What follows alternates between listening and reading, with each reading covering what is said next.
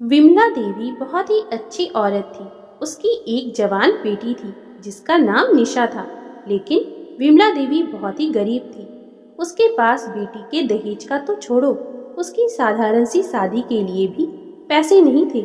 एक शाम जब विमला देवी लोगों के घरों में काम करके अपने घर पहुंची तो देखा कि उसके आंगन में दहेज के सारे नए नए चमचमाते हुए सामान रखे थे, जिसे देखते ही विमला देवी चौंक गई। विमला देवी की उम्र लगभग 56 वर्ष थी। उसकी एक जवान बेटी थी जिसका नाम निशा था। जवानी में ही विमला देवी के पति की मृत्यु एक रोड एक्सीडेंट में हो चुकी थी। तभी से विमला देवी अपना और अपनी बेटी का पालन पोषण लोगों के घरों में काम करके कर रही थी। विमला देवी पढ़ी लिखी नहीं थी, लेकिन वो अपनी बेटी को पढ़ा लिखा के काबिल बनाना चाहती थी, इसलिए वो बहुत मेहनत भी करती थी। लेकिन इतनी महंगाई के दौर में ये सब इतना आसान कहाँ होता है। विमला देवी के वैसे तो 4 बड़े भाई थे, लेकिन बस नाम के ही थे। जब तक विमला देवी के पति जिंदा थे और उनके भाइयों का आओ भगत किया करते थे, तब तक तो वो लोग भी आकर हालचाल पूछते थे। विमला देवी के पति भी साधारण सा लकड़ी का काम ही करते थे। उनके पास ज्यादा पैसा तो नहीं था, लेकिन दिल बहुत बड़ा था और वो अपनी पत्नी के बड़े भाइयों का बहुत इज्जत करते थे। लेकिन जैसे ही विमला देवी के पति की मृत्यु हुई, विमला देवी के भाइयों ने धीरे धीरे करके उनसे मतलब रखना छोड़ दिया।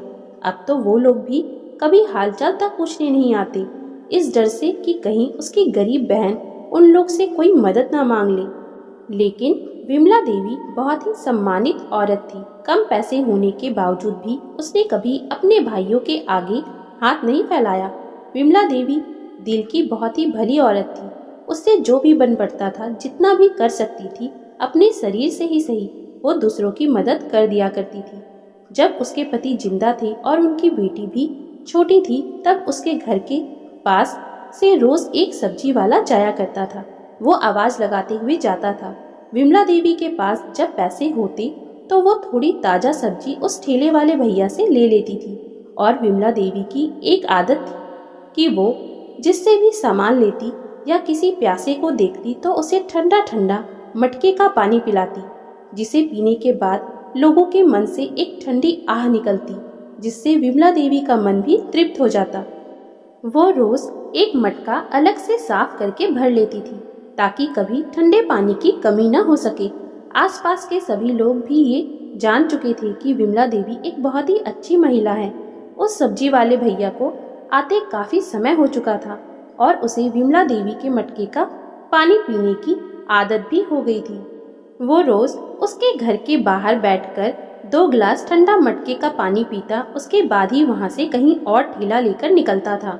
अब तो विमला देवी उसे कभी कभी घर पर बनाया हुआ भोजन भी खिला दिया करती थी और जब उसे भूख लगी होती थी तब वो खा भी लिया करता था। वो विमला देवी को अपनी बहन बना चुका था।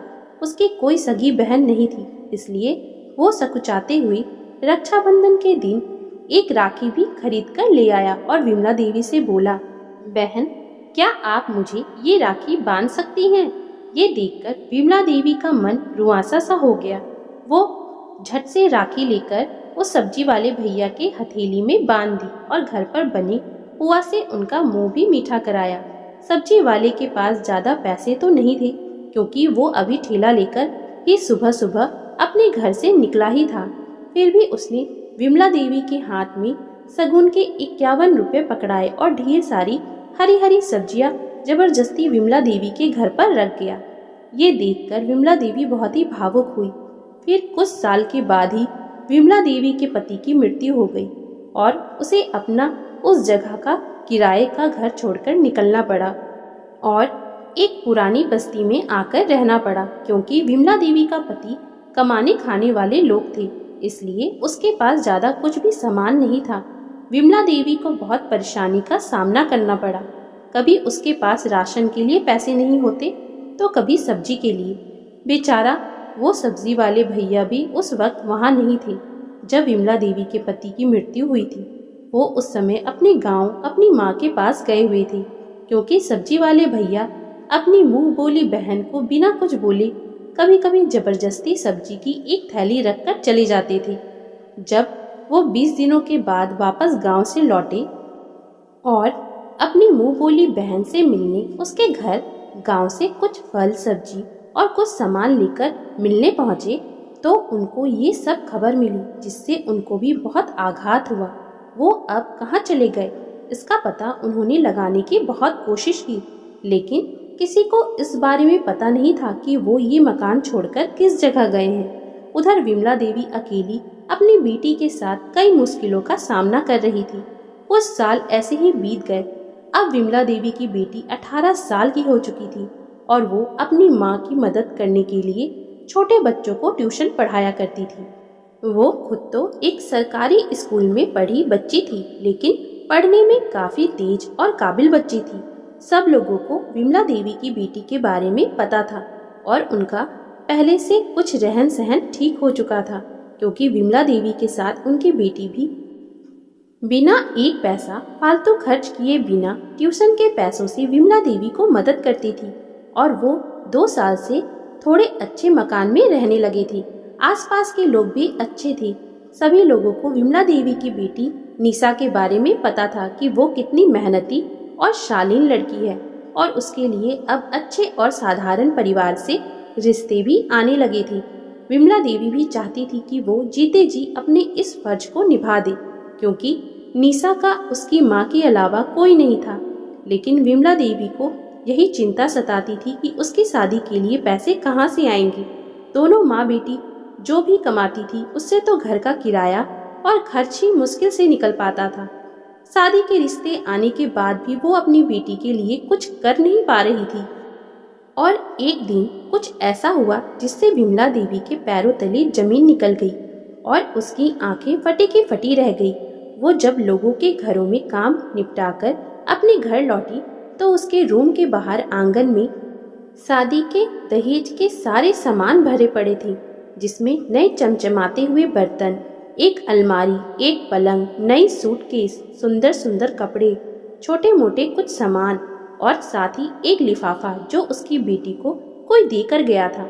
विमला देवी की बेटी ने अपनी माँ को बताया कि माँ, एक अंकल जी आए थे और ये सारा सामान यहाँ रखवा कर गए और ये लिफाफा आपके लिए देकर गए हैं। मैंने उनसे पूछा तो उन्होंने कुछ बोला नहीं, बस मुस्कुराकर एक गिलास मटके का ठंडा पानी मांगा और पीकर चले गए। मैंने जब पूछा कि माँ पूछेगी तो आपका क्या नाम बताऊंगी, तो उन्होंने कहा कि उन्हें बोलना उनका भाई और तेरा मामा आया था।